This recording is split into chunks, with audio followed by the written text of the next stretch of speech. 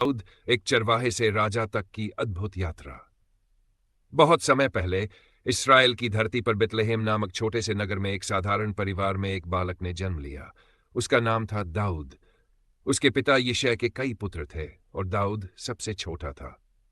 जब उसके बड़े भाई सैनिक बनने के सपने देखते थे, दाऊद अकेले पहाड़ियों पर भेड़ों की देखभाल करते हुए अपने वीणा की मधुर धुनों से परमेश्वर की स्तुति किया करता था। यही भक्ति, यही विश्वास उसकी आत्मा में रच बस गया था। छोटी सी उम्र में ही दाऊद ने साहस का ऐसा परिचय दिया जो बड़े बड़े योद्धाओं में दुर्लभ था। एक बार जब शेर और भालू ने उसकी भेड़ों पर हमला किया तो उसने निर्भय होकर उनका सामना किया और उन्हें परास्त कर दिया। विश्वास से भरी यह आत्मा जल्द ही पूरे इस्राएल की आशा बनने वाली थी। गोलियत के सामने नन्हा योद्धा उन दिनों इस्राएल पलिश्तियों से युद्ध कर रहा था। पलिश्तियों की सेना में एक राक्षसी योद्धा था, गोलियत, जो 9 फीट लंबा था और गर्व से इस्राएल के सैनिकों को रोज चुनौती देता था। दिनों बीतते गए, लेकिन कोई भी सैनिक उस भीषण योद्धा से लड़ने का साहस नहीं कर पाया।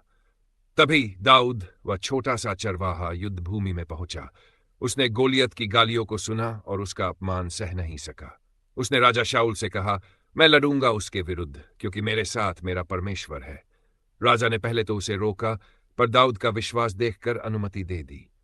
न तलवार, न कवच, केवल एक गुलेल और 5 चिकने पत्थरों के साथ दाऊद मैदान में उतरा। और फिर इतिहास ने एक अद्भुत दृश्य देखा। दाऊद ने अपनी गुलेल से एक पत्थर चलाया जो सीधे गोलियत के माथे में जाकर लगा। वह विशाल योद्धा धड़ाम से धरती पर गिरा और दाऊद ने उसकी तलवार से उसका सिर काटकर विजय प्राप्त की।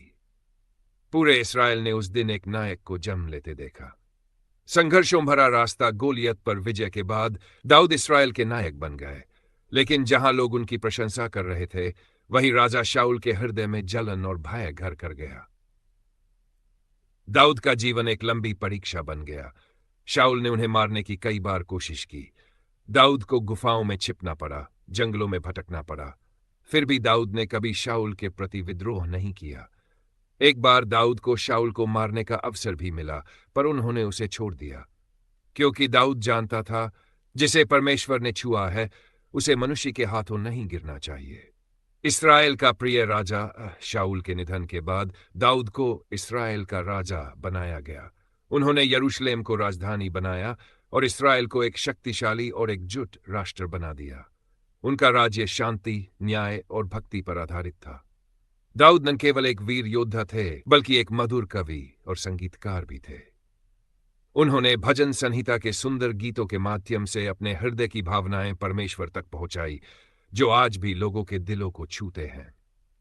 इंसानी कमजोरी और पश्चाताप, लेकिन दाऊद भी एक इंसान थे। एक दिन उन्होंने बत्शेबा नामक स्त्री को देखा और उसे पाने की इच्छा कर बैठे, जो उरिय्याह की पत्नी थी। उन्होंने उरिय्याह को युद्ध में मरवा दिया और फिर बत्शेबा से विवाह कर लिया। यह कार्य परमेश्वर की दृष्टि में पाप था। नबी नातान ने दाऊद को कठोर शब्दों में फटकारा। दाऊद ने अपने पाप को स्वीकार कर लिया और परमेश्वर के चरणों में गिरकर रोते हुए पश्चाताप किया। परमेश्वर ने उन्हें क्षमा किया, लेकिन उनके जीवन में कठिनाइयां आईं। उनके पहले पुत्र की मृत्यु हो गई। उनके परिवार में विद्रोह और युद्ध छिड़ गया। अंतिम वर्षों की अमित छाप अपनी वृद्धावस्था में दाऊद ने अपने पुत्र सुलेमान को राजा बनाया और उसे मंदिर निर्माण के लिए तैयार किया। दाऊद का जीवन एक प्रेरणा बनकर समाप्त हुआ, एक जीवन जो भक्ति, वीरता, पश्चाताप और नेतृत्व की मिसाल है। दाऊद की विशेषताएं: सच्चा प्रेम और भक्ति, अदम्य साहस और धैर्य, गहरी पश्चाताप की भावना, नेतृत्व में महानता और न्याय। दाऊद की कहानी हमें सिखाती है कि महानता केवल शक्ति में नहीं, बल्कि सच्चे दिल, विश्वास, पश्चाताप और विनम्रता में बसती है। वह एक योद्धा भी था, एक कवि भी था, एक भक्त भी था और एक इंसान भी जिसने गलतियां की, लेकिन हर बार परमेश्वर की ओर लौट आया। दाऊद की यात्रा हमें यह सिखाती है, अगर दिल सच्चा हो तो परमेश्वर के प्रेम से बढ़कर कोई